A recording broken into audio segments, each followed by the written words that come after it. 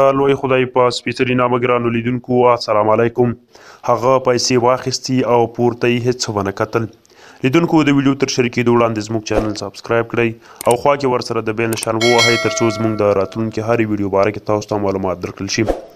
یوه ورځ یو ساختماني انجینر چې په شپږم پوړ کې ولاړ و یو کاریګر ته چې لاندې یې کار کاوه اواز وکړ، خو کاریګر د ماشینانو د زیات شور له امله د انجینر اواز وانه ورید.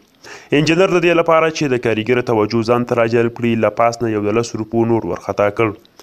نور د کاریګر مخې ته راولوېد. کاریګر بې له کومه سوچه نوټ راواخیست او په جیب کې واچوه او خپل کار ته یې دوام ورکړ. انجینر بیا د دې لپاره چې د کاریګر توجه د ځان خواته راواړوي دا ځل یې د 500 نوټ له پاسه ورخطا کړ. کاریګر بیا هم نوټ راواخیست او په جیب کې واچوه او خپل کار ته یې دوام ورکړ.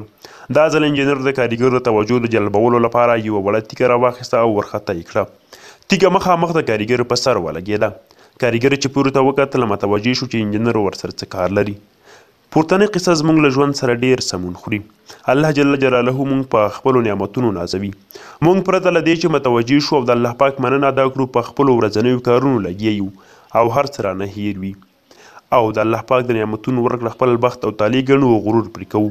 خو کله چې موږ په یوې وړې تیږې یعنې غم او ستونزې باندې ویشتل کیږو بیا موږ راویښیږو او د الله جل جلاله عبادت ته مخه کوو. نو هر کله چې الله پاک موږ په خپلو نعمتونو نازوي نو په هغه وخت کې باید الله جل جلاله مننه وکړو او ځان د الله جل جلاله په عبادت مصروف کړو او تر هغو پورې انتظار ونه کړو تر څو په تیږه وویشتل شو. لیدونکو ارزو لرم چې ستاسې به دغه ویډیو خوښه شوې وي. که چېرته مو دغه ویډیو خوښه شوې وي ضروري لایک کړئ. تر بیا د الله په امان.